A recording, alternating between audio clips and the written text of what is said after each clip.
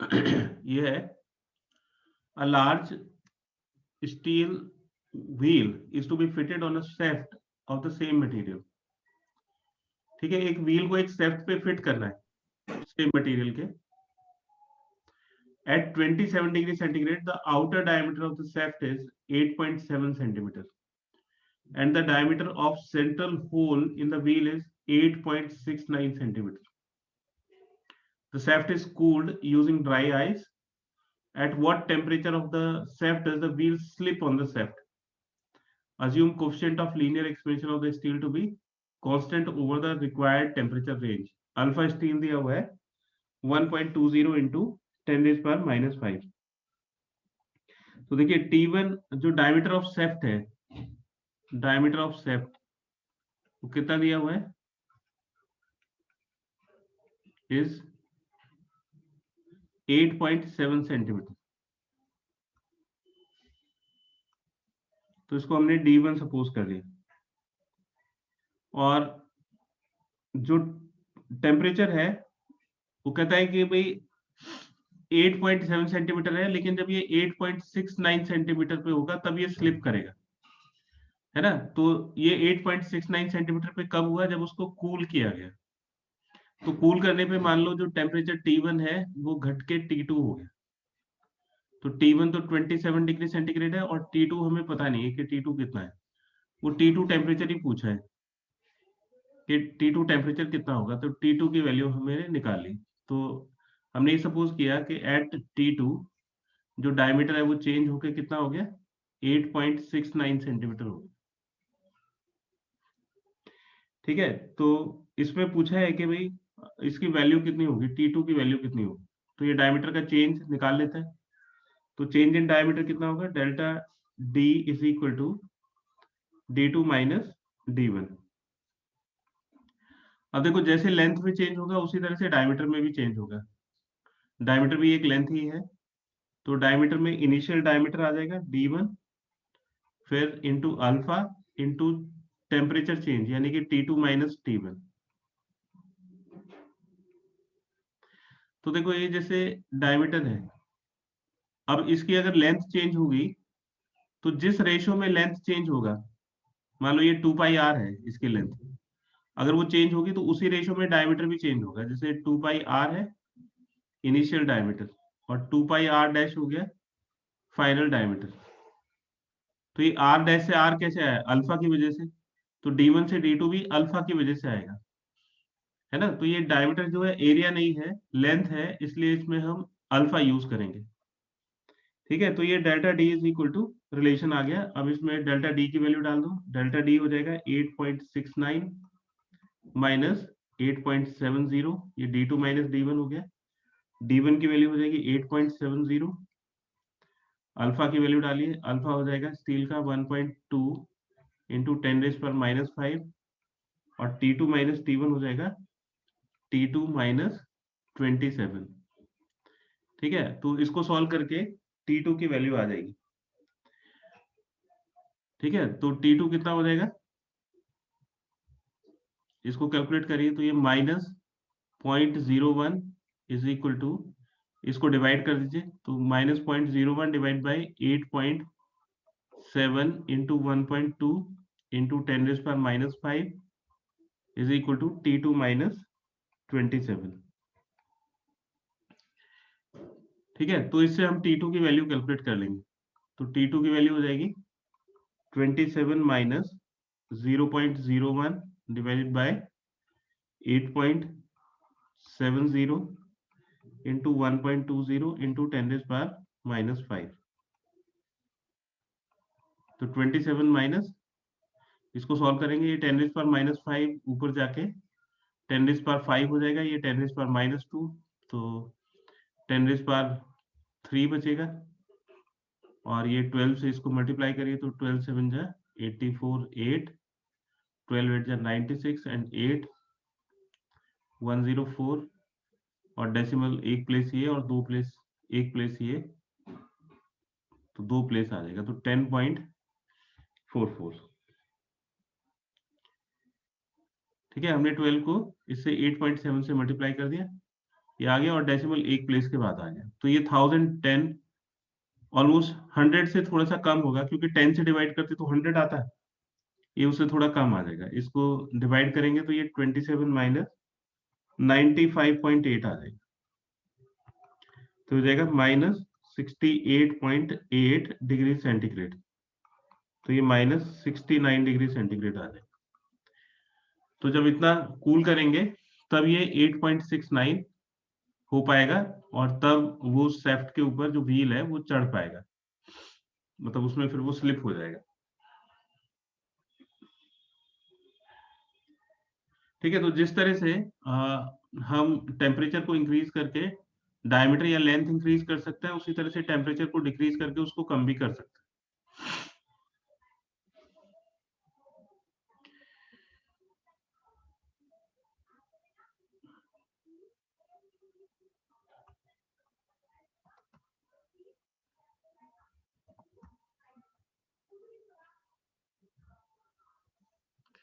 ये देखिए बेटा, a hole is drilled in a copper sheet.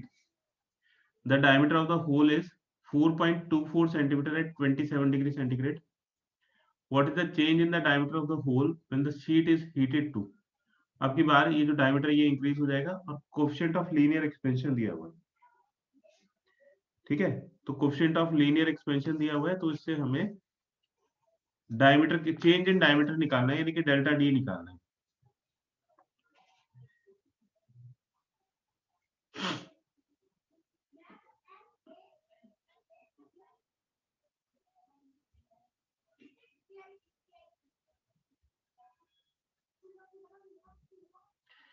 अब इस क्वेश्चन को एक दूसरी तरह से हम करके देखते हैं।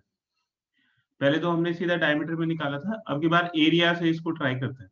तो ये अल्फा की वैल्यू दी हुई है, this is equal to alpha. तो जब हम एरियल एक्सपेंशन निकालेंगे तो उसमें बीटा निकालेंगे, तो बीटा 2 अल्फा के इक्वल होता है, तो हो जाएगा 2 इंटू 1.70 इंटू 10⁻⁻5, तो ये 3.4 इंटू 10⁻⁻5 पर डिग्री केल्विन या पर डिग्री सेंटीग्रेड आ जाएगा।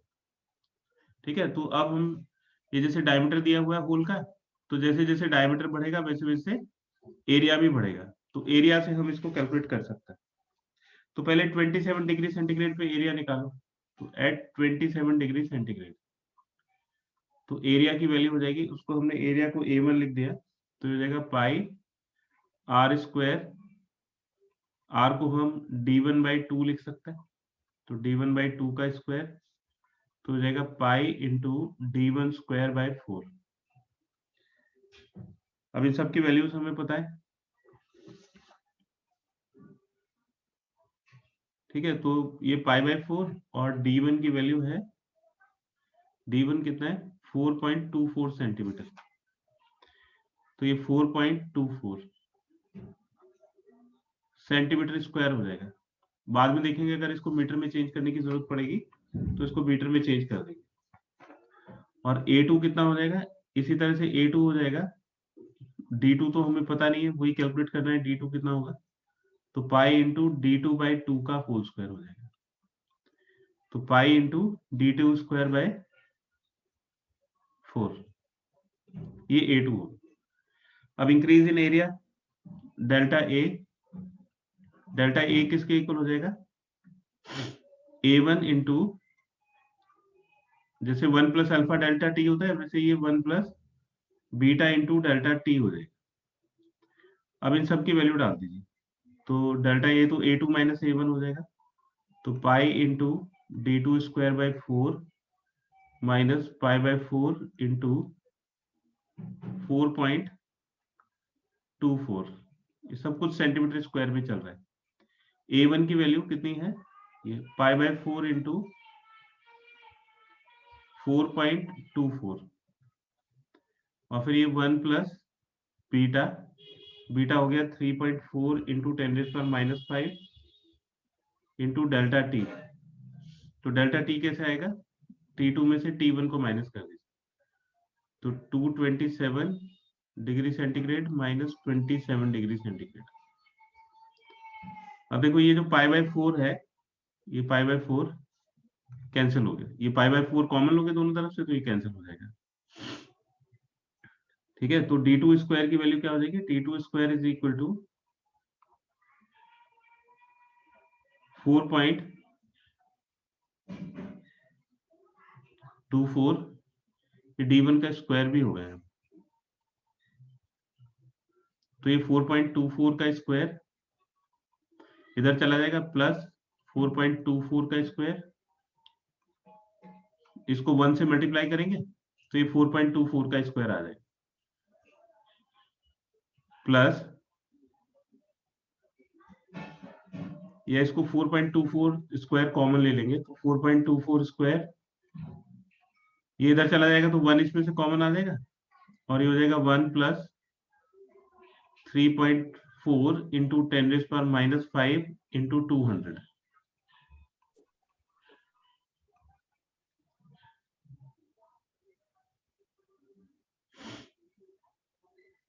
तो इस सबको सॉल्व करेंगे तो d2 स्क्वायर की वैल्यू आ जाएगी और फिर इससे d2 कैलकुलेट कर लेंगे। जब यहाँ पे d2 आ जाएगा तो चेंज इन डायमीटर निकाल लेंगे, तो change in diameter delta d हो जाएगा d2 माइनस d1। ठीक है, तो इस सबको सॉल्व करके d2 की वैल्यू आ जाएगी 4.2544 सेंटीमीटर और ये हो जाएगा 4.2544 माइनस 4.24, तो हो जाएगा 4.0144 सेंटीमीटर। ठीक है, इस तरह से भी हम d2 माइनस d1 निकाल सकते हैं और इसका ऑल्टरनेटिव मेथड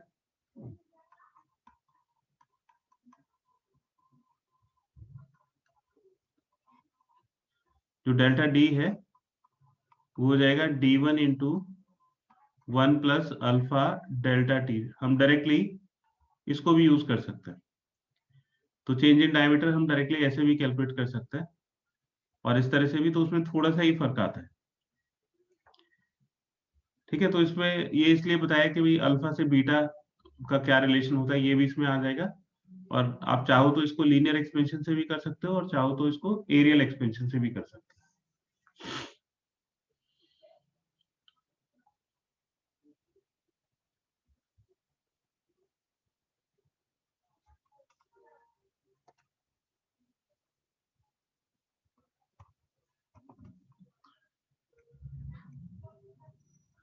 9th क्वेश्चन देखिए, a brass wire 1.8 metre long at 27 degree centigrade it held taut। taut का मतलब है टाइट की सेकंड फॉर्म है, मतलब इसको टाइट रखा हुआ है, with little tension between two rigid supports if the wire is cooled to a temperature of -39 degree centigrade. मतलब इनिशियल टेम्परेचर ये है और फाइनल टेम्परेचर है -39 degree centigrade. What is the tension developed in the wire if its diameter is 2 millimetre? तो diameter 2 millimetre दिया हुआ है, फिर ये coefficient of linear expansion brass का दिया हुआ है और यंग्स मॉडुलस भी दिया हुआ है। तो टेंशन क्यों आएगी, कोई चीज खींचेगी तो उसमें टेंशन आएगी, टेंशन मतलब फोर्स, तो यंग्स मॉडुलस में फोर्स का एक रिलेशन निकालना है और उससे फोर्स की वैल्यू कैलकुलेट करनी है।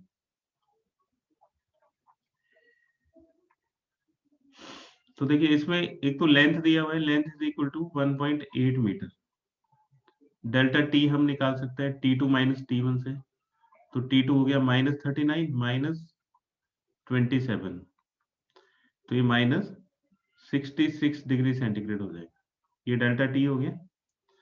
और अल्फा की वैल्यू दी हुई है, लीनियर एक्सपेंशन ब्रास का 2 इंटू 10⁻⁵ पर केल्विन दिया हुआ है। अल्फा की वैल्यू दे रखी है, अल्फा हो गया, यंग्स मॉडुलस की वैल्यू दी हुई है, यंग्स मॉडुलस है 0.91 इंटू 10⁻11 पास्कल। ठीक है, तो इनमें अब हमें रिलेशन निकालना है कि क्या रिलेशन होगा। तो देखिए यंग्स मॉडुलस का फॉर्मूला हम यहाँ पे लगा सकते हैं। यंग्स मॉडुलस होता है स्ट्रेस यानी कि F upon A upon strain delta L upon L के इक्वल हो। ठीक है, और हमें इस F की वैल्यू कैलकुलेट करनी है, तो हम इसको लिख सकते हैं F, L ऊपर चला जाएगा और ये A इंटू डेल्टा L नीचे आ जाएगा। ठीक है, तो F की वैल्यू हमें कैलकुलेट करनी है, तो F हो जाएगा y into A into delta L,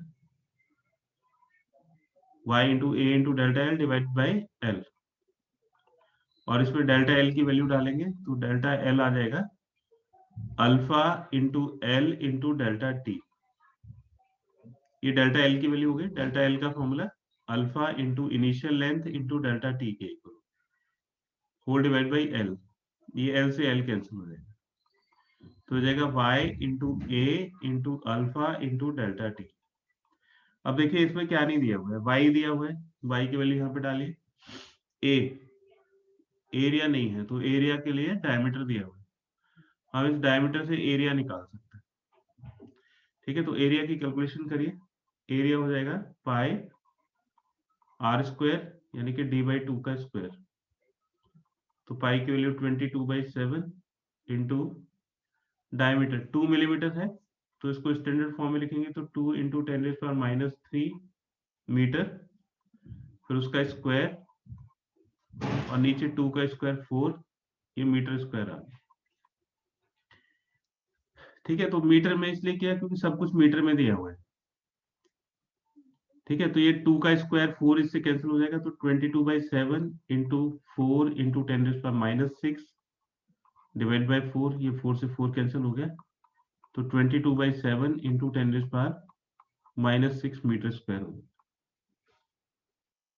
ठीक है, तो ये सब वैल्यूज में सब्स्टिट्यूट कर देंगे तो y हो गया यंग्स मॉडुलस इज 0.91 इंटू 10⁻11, ये 22/7 इंटू 10⁻⁻6, अल्फा की वैल्यू 2 इंटू 10⁻⁻5 और डेल्टा टी हो गया -66। तो यहाँ पे हम इसका माइनस छोड़ के सिर्फ 66 ले लेते, 66 डिग्री सेंटीग्रेड। तो इस पूरे को सॉल्व करके ये फोर्स यानी कि टेंशन आ जाएगी। ठीक है, तो ये माइनस हमने इसको इधर लगा दिया तो टेंशन आ जाएगी -3.77 इंटू 10⁻² न्यूटन। ठीक है, तो टेंशन ये नेगेटिव का क्या मतलब है, जैसे एक्सपेंड करेगी, अगर कोई चीज मान लो इतना है ए बी और ये एक्सपेंड होके सी डी के बराबर होगी, है ना, तो ये बाहर की तरफ खींच रही है, इसमें टेंशन अंदर की तरफ आएगी। और अगर ये अंदर की तरफ सिकुड़ जाए तो इसमें टेंशन बाहर की तरफ आएगी। तो जो नेगेटिव है वो इसके ऑपोजिट डायरेक्शन को बताता है ना। तो टेंशन हो गया -3.77 इंटू 10² न्यूटन। तो बस कैलकुलेशन थोड़ी सी बड़ी होती है इसमें, फॉर्मूला तो बड़ा सिंपल है, एक ही फॉर्मूला बार बार लगता रहता है। आपको बस एरिया का ध्यान रखना है और लेंथ का ध्यान रखना है।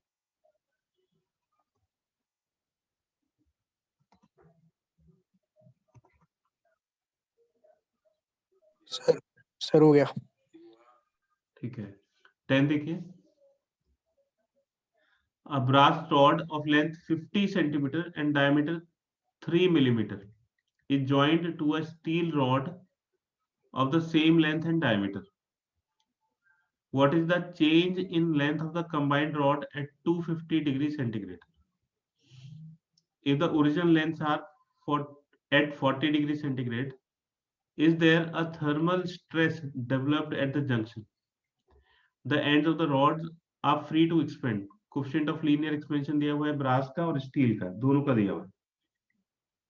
ठीक है, तो स्ट्रेस कब होता है? स्ट्रेस तब होता है जब जगह ना हो फैलने के लिए। जैसे आप सपोज करो, एक सिंपल सी चीज को समझिए कि जैसे सपोज करो यहाँ पे एक बड़ी सीट है ना, एक सीट है बहुत बड़ी, और एक बच्चा यहाँ पे बैठा है और एक बच्चा इसके बराबर में बैठा है।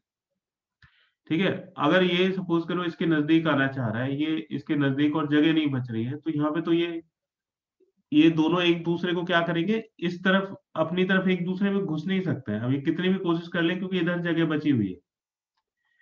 ठीक है, तो जब स्पेस होता है तो स्ट्रेस डेवलप नहीं होता है। स्ट्रेस तब होता है जब उनको किसी क्लैंप पे फिट कर दिया जाए, वो मूव ना कर सकते हो। अब जैसे रॉड है दो अलग अलग, है ना, ये दो अलग अलग रॉड है, तो अगर ये इस तरफ एक्सपेंड होगा, इसके ऊपर प्रेशर डालेगा तो ये भी इसके ऊपर प्रेशर डालेगा, ये इसको इधर धकेल देगा, ये इसको इधर धकेल देगा, तो जंक्शन पे कोई भी स्ट्रेस नहीं पड़ेगा। तो क्योंकि ये क्लैम्प्ड नहीं है तो इसलिए स्ट्रेस तो नहीं होगा। तो जो लास्ट वाला क्वेश्चन है, is there a thermal stress, तो because the rods are not clamped they are free to move, therefore there is no thermal stress, तो थर्मल स्ट्रेस तो इसमें आएगा नहीं। अब कंबाइंड रॉड की चेंज इन लेंथ निकालते हैं, चेंज इन लेंथ कितना होगा। तो चेंज इन लेंथ के लिए हम क्या करेंगे, जब इनमें कोई स्ट्रेस ही नहीं आएगा तो इसका चेंज इन लेंथ निकालो, इसका चेंज इन लेंथ निकालो और दोनों को ऐड कर दो, तो टोटल चेंज इन लेंथ आ जाएगा। सपोज करो कि इसमें लेंथ का चेंज आता है डेल्टा एल और इसमें लेंथ का चेंज आता है डेल्टा L2, तो जो टोटल लेंथ का चेंज होगा वो delta L1 plus delta L2 आ जाएगा। अब डेल्टा L1 कितना हो जाएगा, L1 into alpha into delta T, ये किसका है, ब्रास का। फिर L2 इंटू अल्फा, ये किसका है, स्टील रॉड का, इंटू डेल्टा टी। ठीक है, बस यही करना है इसमें, और दोनों का जो लीनियर एक्सपेंशन है उसकी वैल्यू डाल दीजिए, सब कुछ दिया हुआ है। दोनों को सिंप्लीफाई कर दीजिए। तो पहले ये ब्रास का और ये स्टील का, दोनों की वैल्यू सब्स्टिट्यूट कर दीजिए, तो टोटल चेंज इन लेंथ आ जाएगा। तो जो ब्रास है उसकी लेंथ कितनी है, 50 सेंटीमीटर उसकी लेंथ दे रखी है ना, तो 50 सेंटीमीटर, तो सब कुछ एक जैसा ही है, तो सेंटीमीटर को मीटर में चेंज करने की जरूरत नहीं है। ब्रास का दिया हुआ है 2 इंटू 10⁻⁵ और डेल्टा टी कितना हो जाएगा, 250 डिग्री सेंटीग्रेड। ओरिजिनल लेंथ जो है वो 40 डिग्री सेंटीग्रेड पे और 250, तो डेल्टा टी दोनों के लिए आ जाएगा 250 माइनस 40, यानी कि 210 डिग्री सेंटीग्रेड आ जाएगा। तो ये 210 प्लस फिर L2 सेम लेंथ है उसकी भी, तो 50 सेंटीमीटर, स्टील का 1.2 इंटू 10⁻⁵ आ जाएगा और डेल्टा टी भी दोनों का सेम है, 210 आ जाएगा। तो इसमें 50 कॉमन है, 210 कॉमन है, 10⁻⁵ कॉमन है, तो इधर से 2 बचेगा और इधर से 1.2 बचेगा।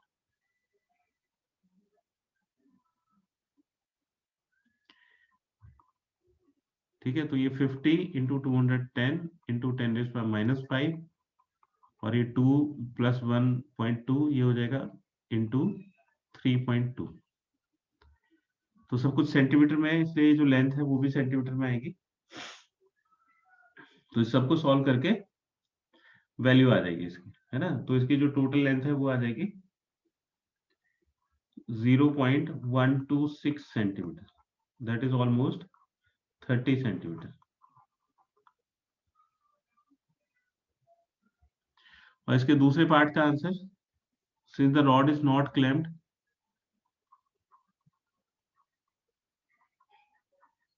rods are not clamped, कसी हुई नहीं है, मतलब they are free to move, therefore there is no thermal stress, there is no thermal stress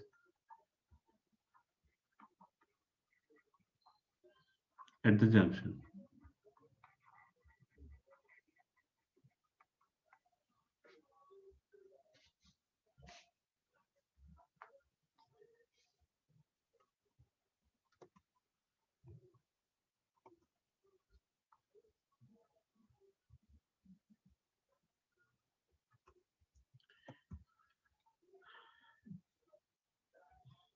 eleventh question देखिए, the coefficient of volume expansion, coefficient of volume expansion दिया हुआ है glycerine का, what is the fractional change in its density for a 30 degree centigrade rise in temperature. तो fractional change कितना होगा density का, तो देखिए जब वॉल्यूम एक्सपेंड होता है तो जो डेंसिटी है वो कम होती है ना। तो डेंसिटी का हमने पढ़ा था रिलेशन क्या होता है,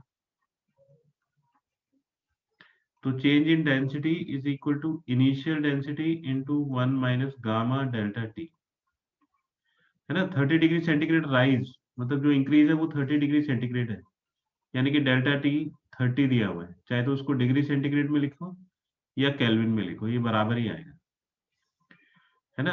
तो उसने फ्रैक्शनल चेंज पूछा है डेंसिटी में कितना होगा, तो फ्रैक्शनल चेंज डेंसिटी का हो जाएगा डेल्टा डी अपॉन डी। तो ये 1 माइनस गामा डेल्टा टी के इक्वल आ, तो 1 माइनस गामा की वैल्यू हो गई 49 इंटू 10⁻⁻5 और डेल्टा टी हो गया 30। तो ये 1 माइनस 49 इंटू 3 इंटू 10⁻⁻4 हो जाएगा, दैट इज 1 माइनस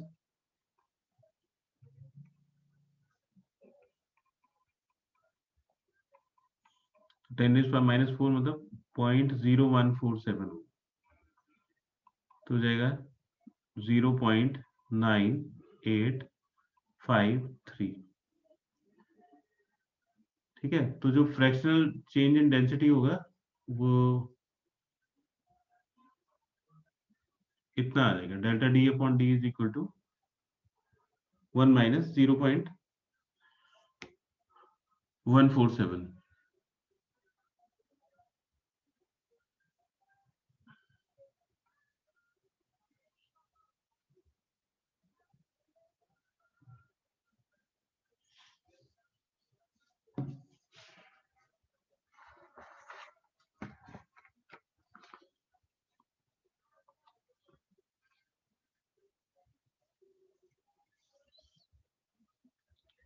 तो ये तो फ्रैक्शनल वैल्यू आ गई डेंसिटी की। अब उसने पूछा है कि फ्रैक्शनल चेंज कितना होगा, तो फ्रैक्शनल चेंज इन डेंसिटी,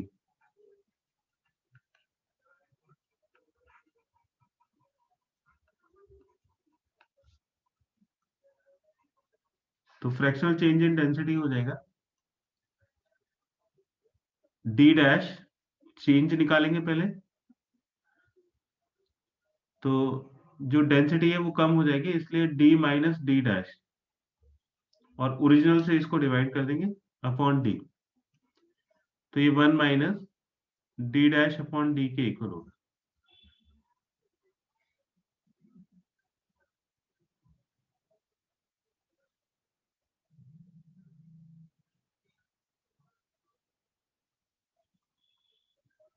तो ये 1 माइनस और ये 0.9853।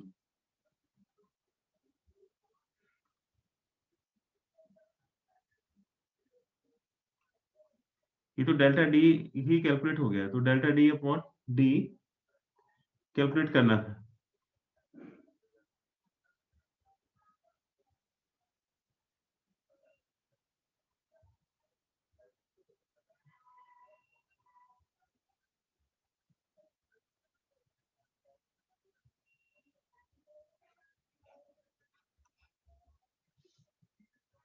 एक मिनट होल्ड करना है।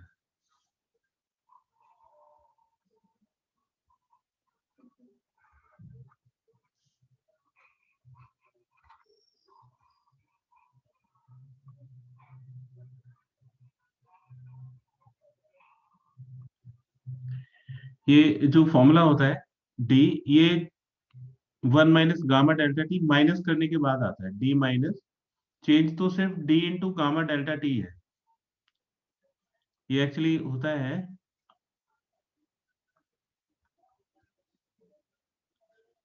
ये जो वैल्यू आती है ये कुछ इस तरह से आती है, जो फाइनल वैल्यू है वो आएगी डी माइनस डेल्टा डी से, और जो डेल्टा डी है वो होता है माइनस करके जो फॉर्मूला आता है, तो ये डी डैश की वैल्यू आती है, जैसे हमने डिराइव किया था तो डी डैश था यानी कि फाइनल वैल्यू, तो D into 1 minus gamma delta T. ठीक है, तो इसको D minus D into gamma delta T लिखें, तो ये D dash minus D is equal to minus D into gamma delta T के इक्वल हो जाएगा। तो इसको इधर ले आएंगे तो D into gamma delta T is equal to, ये डी उधर चला जाएगा तो डी माइनस डी डैश के इक्वल आ जाएगा, तो गामा डेल्टा टी हो जाएगा D minus D dash divide by D, and this is equal to fractional change in density.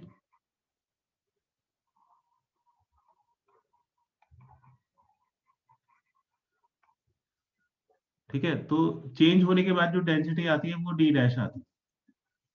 अब ये fractional change in density gamma delta T के equal होगा, तो गामा की वैल्यू हो गई, ये हमने गामा डेल्टा टी निकाला हुआ है 0.147, तो ये 0.0147 के इक्वल आ रहा है।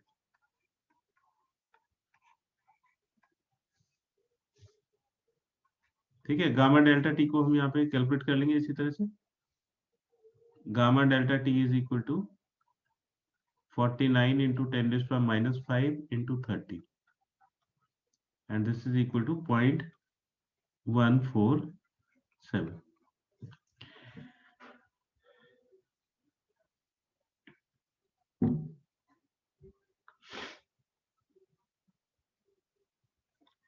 क्वेश्चन नंबर 12 देखिए।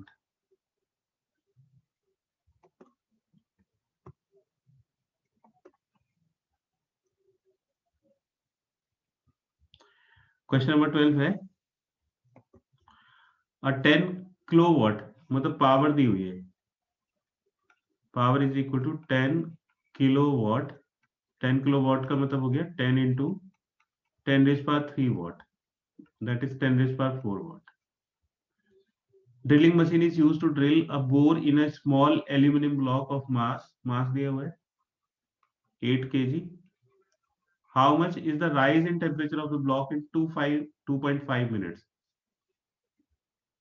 तो टाइम दिया हुआ है 2.5 मिनट और डेल्टा 2 पूछा है, delta T is required. Assuming 50% of power is used up in heating the machine, मतलब जितनी इनपुट पावर है उसका 50% पावर ही यूज हो रहा है हीट करने के लिए, है ना। तो जितनी भी पावर है उसका 50% पावर यूज हो रहा है, बाकी सब जो है वो सराउंडिंग्स में चला गया, मतलब टेम्परेचर की फॉर्म में स्पेसिफिक हीट दिया हुआ है एल्यूमिनियम का। यानी कि इसको दो तरह से रिप्रेजेंट करते हैं, जब हम किसी को हीट देते हैं यानी कि डेल्टा क्यू किसी मास को, तो उसमें m into C into delta T, इस c को s से भी रिप्रेजेंट करते हैं, specific heat m into S into delta T. तो देखो जो हीट दी जाएगी तो वो टेम्परेचर राइज करेगा, है ना। ये c इसकी प्लेस पे आ जाएगा और m ये मास हो जाएगा, है ना। तो अब देखिए कि इसमें किस किस तरह से क्या क्या चीज हमें कैलकुलेट करनी है, फोकस तो करना है। Delta Q is equal to M C delta T, तो ये रिलेशन हमारे पास है, delta Q is equal to M into C into delta T, और हमें डेल्टा टी की वैल्यू निकालनी है, तो डेल्टा टी हो जाएगा delta Q upon M into C. अब हमें डेल्टा क्यू की वैल्यू कैलकुलेट करनी है कि डेल्टा क्यू कितना होगा। तो क्यू मतलब हीट, हीट मतलब एनर्जी, एनर्जी का रिलेशन पावर से होता है, तो जो पावर है उससे हम एनर्जी को कैलकुलेट कर सकते हैं। तो टोटल एनर्जी हमारे पास कितनी है, total energy upon time is equal to power. तो जो टोटल एनर्जी है, एनर्जी मतलब हीट, तो टोटल हीट है पावर इंटू टाइम के बराबर। पावर है 10⁻⁴ और टाइम है 2.5 मिनट। 2.5 मिनट का मतलब हो गया 2.5 इंटू 60, SI यूनिट में इसको चेंज कर लेंगे तो 150 सेकेंड्स आ जाएगा, तो टाइम हो गया 150। ठीक है, ये टोटल एनर्जी हो गई, है ना, जो टेम्परेचर को राइज करेगा, लेकिन इसका 50% ही यूज हो रहा है। ठीक है, तो डेल्टा क्यू कितना हो जाएगा, therefore delta Q is equal to half into total energy, क्योंकि पूरी एनर्जी यूज नहीं हो रही है टेम्परेचर को राइज करने के लिए, टेम्परेचर को राइज करने के लिए इतनी एनर्जी का यूज हो रहा है।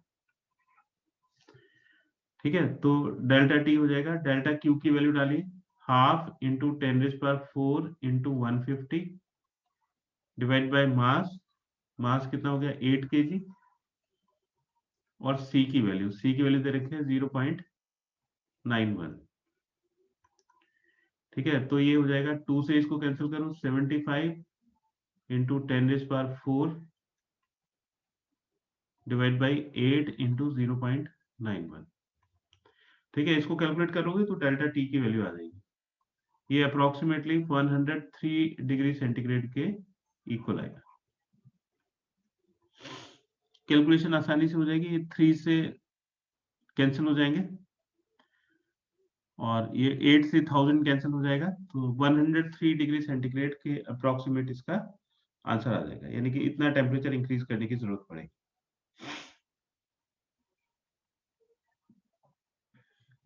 ठीक है, तो जब भी आपको टेम्परेचर इंक्रीज करना हो किसी ऑब्जेक्ट का, तो हीट की जरूरत पड़ेगी, यानी कि एनर्जी की जरूरत पड़ेगी, delta Q will be required. ठीक है, और ये एफिशिएंसी दी हुई है कि जितना इनपुट पावर लगता है वो सारा का सारा पावर जो है टेम्परेचर को इंक्रीज करने में यूज नहीं होता। जो वायर्स होते हैं उनका रेजिस्टेंस होता है, उससे जो हीट होती है वो सराउंडिंग्स में चली जाती है ना, तो काफी पावर का लॉस हो जाता है। तो जैसे इसमें 50% पावर का लॉस हो रहा है, तो सारी की सारी जो एनर्जी है वो टेम्परेचर को इंक्रीज नहीं कर रही है, टेम्परेचर को इंक्रीज सिर्फ 50% पावर कर पा रही है। तो पावर से हम टोटल एनर्जी निकालेंगे और उसका सिर्फ 50% यूज करेंगे टेम्परेचर को इंक्रीज करने के लिए। क्लियर है बेटा? Yes sir.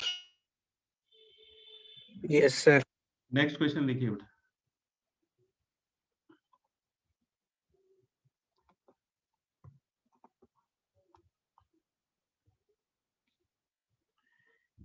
नेक्स्ट क्वेश्चन है, a copper block of mass 2.5 kg is heated in a furnace to a temperature of 500 degrees centigrade and then placed on a large ice block. What is the maximum amount of ice that can melt? ठीक है, ice block का जो temperature है वो 0 degree centigrade होता है। Ice का temperature कितना होगा? 0 डिग्री सेंटीग्रेड। और जब ये जो आइस है वो मेल्ट होगी तो जो वाटर बनेगा उसका टेम्परेचर भी 0 डिग्री सेंटीग्रेड होगा, लेकिन उसमें स्टेट चेंज होगी। तो जब भी स्टेट चेंज होती है, सॉलिड से लिक्विड में या लिक्विड से वेपर में चेंज होता है, तो उसमें लेटेंट हीट यूज होता है ना। जैसे इसमें heat of fusion of water दिया हुआ है, तो जो heat of fusion of water है ये लेटेंट हीट है। जैसे heat of fusion of water, this is latent heat of fusion of water. ठीक है, यानी कि जब आइस से ब्लॉक में होगा तो इतना हीट की रिक्वायरमेंट होगी पर ग्राम, इतने जूल की रिक्वायरमेंट होगी। ठीक है, तो एक तो टेम्परेचर चेंज होगा, उसके लिए कितनी हीट की रिक्वायरमेंट होगी, और फिर जब वो जो टेम्परेचर चेंज होगा उसके बाद वो क्या करेगा, जो आइस है वो हीट गेन करेगी, और जब आइस हीट गेन करेगी तो वो वाटर में कन्वर्ट हो जाएगी, है ना। तो ये जो कॉपर ब्लैक, ये जैसे ये आइस है और इसके ऊपर आपने ये कॉपर का ब्लॉक रख दिया, ये कॉपर ब्लॉक है ना, और ये आइस है, तो इसका टेम्परेचर तो ज्यादा है ना। इसका टेम्परेचर कितना है? 500 डिग्री सेंटीग्रेड है, और इसका जो टेम्परेचर है वो 0 डिग्री सेंटीग्रेड है। तो ये जो कॉपर ब्लॉक है ये इसको हीट प्रोवाइड करेगा, डेल्टा क्यू। फिर ये क्या है, ये जो आइस है ये पिघलेगी, है ना, ये पिघलेगी, वाटर बनेगी। तो जब ये वाटर बनेगी तो इसका टेम्परेचर चेंज नहीं होगा, ये 0 डिग्री सेंटीग्रेड ही रहेगा। जब स्टेट चेंज होगी तो इसमें जो है लेटेंट हीट की रिक्वायरमेंट होगी, है ना।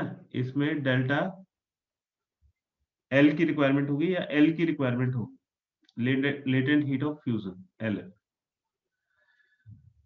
ठीक है, तो जितनी हीट इसको मिलेगी उसी हिसाब से ये जो मास है वो वाटर में कन्वर्ट होगा।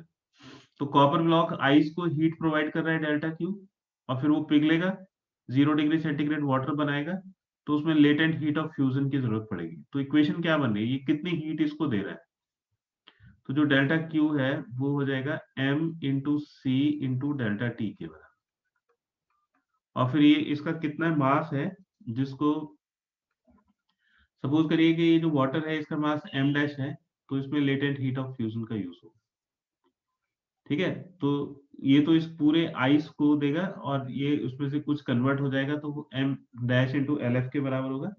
हमें m डैश की वैल्यू निकालनी है, तो m डैश हो जाएगा m into C into delta T divided by latent heat of fusion. ये एल एफ इसके नीचे आ जाएगा, बस इनकी वैल्यूज डालिए और सॉल्व कर दीजिए। तो m की वैल्यू कितनी है? तो इसमें एक चीज गलती करते हैं बच्चे, जनरली यूनिट का ध्यान नहीं रखते हैं। देखो यहाँ पे 2.5 kg है ये latent heat of fusion of water दिया हुआ है, ये पर ग्राम दिया हुआ है, यहाँ पे ग्राम है और यहाँ पे भी ग्राम है, तो दो जगह ग्राम लिखा हुआ है और एक जगह किलोग्राम लिखा हुआ है ना। तो ये जो केजी है इसको भी ग्राम में चेंज कर देंगे। तो जो 2.5 केजी है ये किसके इक्वल हो जाएगा? 2.5 केजी ये कॉपर ब्लॉक का मास है, ये 2.5 इंटू 1000 ग्राम के इक्वल हो जाएगा, यानी कि 2500 ग्राम। ठीक है, तो ये 2500 ग्राम इंटू सी, ये specific heat of copper, copper की स्पेसिफिक हीट 0.39 और डेल्टा टी है 500 divide by latent heat of fusion, ये 335 जूल पर ग्राम, तो इसको 335 से डिवाइड कर दीजिए। ठीक है, इसको सॉल्व करोगे तो ये 1500 ग्राम के अप्रोक्सीमेटली आ जाएगा and this is approximately 1.5 kg। ठीक है, तो इसमें एक तो हीट ट्रांसफर का फॉर्मूला के भाई ये कितना मास इसको जाएगा, इसका मास m और इसका कितना मास पिघलेगा m डैश। तो इसके अंदर कितनी हीट है वो हीट इसको ट्रांसफर करेगा, तो इसका जो टेम्परेचर था वो 500 डिग्री सेंटीग्रेड है और ये जब ये पूरा का पूरा ठंडा हो जाएगा तो इसका 0 डिग्री सेंटीग्रेड चेंज होगा। तो जो डेल्टा टी है वो 500 से 0 हो गया, यानी कि 500 डिग्री सेंटीग्रेड टेम्परेचर चेंज हुआ। तो टेम्परेचर जब चेंज होगा तो इसकी जो हीट है वो इसको ट्रांसफर हो जाएगी। अब इसने कितनी हीट अपनी कम करी है ना, तो this is heat lost by copper block और you can say heat gained by ice. तो ये कॉपर ब्लॉक से इतनी हीट जो है वो लॉस करी, तो इतनी हीट किसको मिल गई? आइस को मिल गई। अब उस हीट से आइस ने कुछ पिघला वो और ये वाटर बना दिया, तो इस वाटर का मास पूछा। तो कॉपर से इसको हीट मिली, हीट से इसने कन्वर्ट करके, तो जब भी कन्वर्जन होगा स्टेट का तो हम लेटेंट हीट को यूज करेंगे। ब्लॉक तो वैसे का वैसे ही है, तो इसमें लेटेंट हीट का कोई यूज नहीं है। इसमें जो चेंज इन हीट है उसका फॉर्मूला लगा दिया m into C into delta T.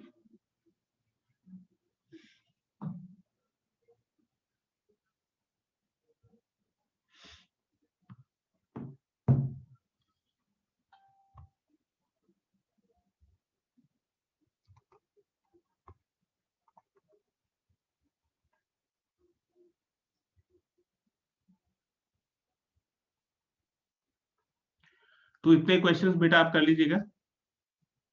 ठीक है, फिर नेक्स्ट क्लास में नेक्स्ट चैप्टर स्टार्ट करते हैं। Okay sir. और संडे को आपका इसका टेस्ट है, थर्मल प्रॉपर्टीज ऑफ मैटर का। ठीक है, तो संडे को इसका ओके टेस्ट सर। है और नेक्स्ट क्लास में गैसेस को पढ़ेंगे, thermal properties of gases, kinetic theory of gases. Okay sir. ठीक है बेटा, okay thank you sir. Okay बेटा, thank you sir. Okay ji.